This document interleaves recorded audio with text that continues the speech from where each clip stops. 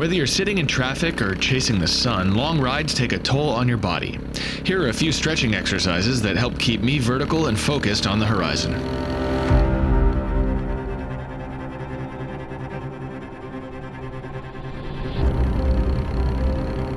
Oh, God.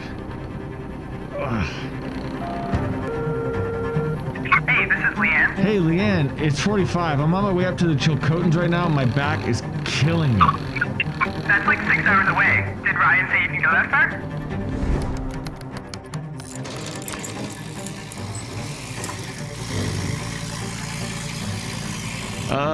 Yeah. Anyway, I need some stretches for before I get on my bike, at the rest stops along the way, and then the post-ride recovery stuff. Could you send me a routine? Yeah, sure. I'm not really on call for my clients, so maybe you should make an appointment. Right on, thanks.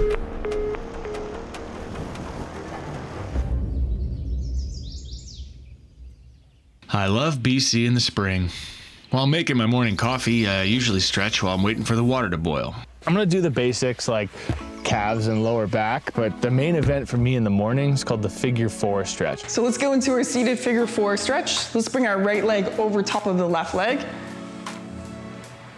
Perfect. And then you should feel the stretch in the side of your hip and glutes, which typically gets really tight in people who sit at desks and motorcyclists alike, just along the side of the hip from sitting in the same position for a really long period of time. This is similar to the pigeon pose on the floor, but if this is feeling really tight, then we can regress and kind of go to the bench here like this. We want to stay nice and tall and then start to hip hinge forward into that front leg. Great, so all along the side with that stretch. And if you want to increase it, you can push it down with your right hand towards the floor. Oh shit.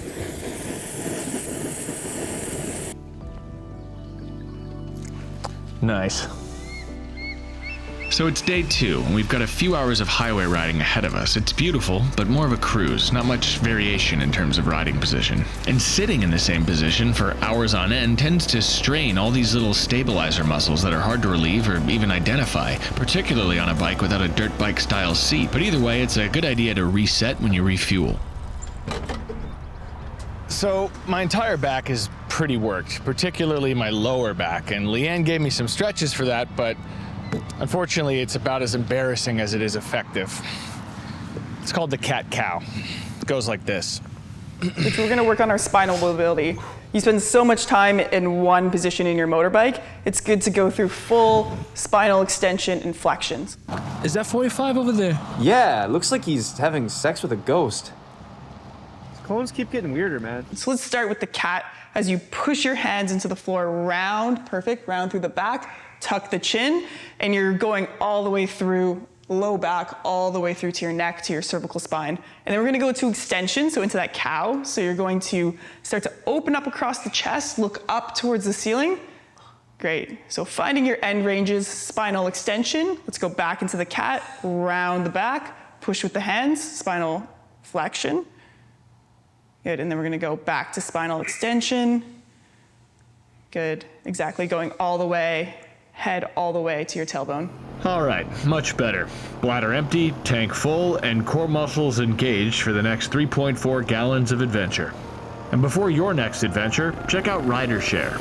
I'm feeling pretty good for a long day's ride, but I've clocked quite a few hours in the saddle this season already, and the less I ride, the more it hurts when I do. I really feel for riders without bikes of their own who only get out a few times a year, but for those riders, RiderShare is a huge asset. They've created an online community of riders renting their bikes to each other. It's a great way to demo something you're thinking of buying, and then once you do, you can get some money back when you become a renter yourself. The new Rider Pass subscription feature gives a 25% discount on rentals and is aimed at getting the 10 to 20 million motorcycle license holders who do not own bikes back on the road. If you want to test ride 10 different bikes, this is the most cost-effective way to do it.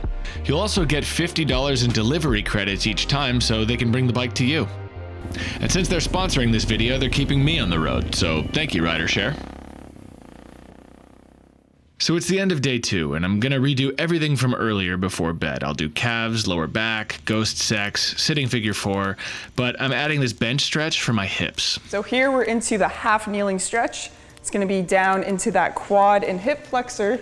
And I want you to really think about pushing the hip forward, and you can use the bench or a wall And then if you want a little bit extra stretch through the lat and the side, you can take that same side arm as the back leg and reach up and over. Perfect. Going towards the forward leg. This actually feels kind of good. Not just like shame. Probably do this for a minute on each side. Then the grand finale, something called the world's greatest stretch. We're going to be down into a downward dog. So get palms into the floor, hips high. Perfect. So then you'll get a stretch in the posterior chain along the hamstrings and the calves. Then you're gonna take your right leg and step up by your right hand. Perfect. And then try and keep that back leg active. Reach your right elbow down towards the floor. Perfect. So same side. And then you're getting a stretch in the adductors and the inner thigh.